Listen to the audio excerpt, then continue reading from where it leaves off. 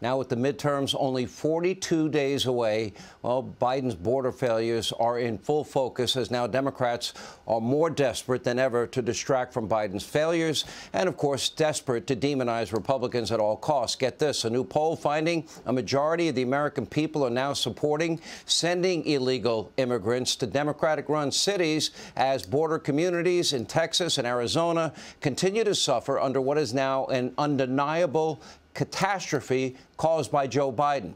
Arizona Senator Mark Kelly, he is a rubber stamp for the entire Biden agenda. He voted for every single major piece of legislation backed by Biden. He has refused to hold the administration accountable for any of their open border failures.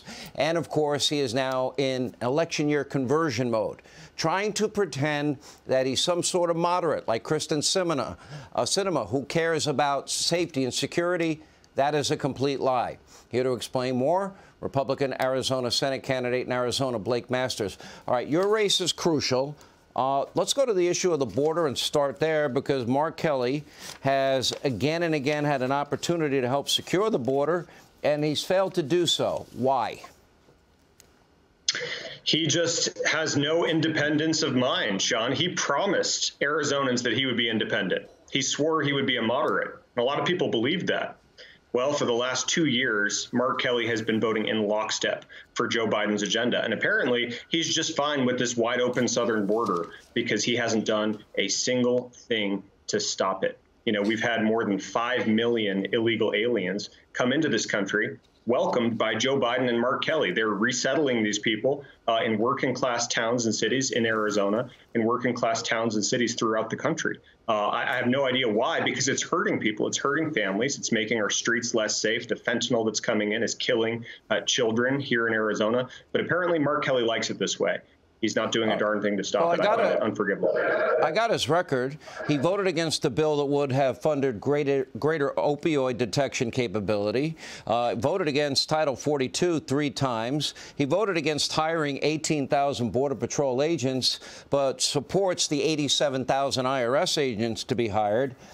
You've got top law enforcement officials saying that he's been completely absent on public safety and border security, guys like Brandon Judd and the Arizona Police Association.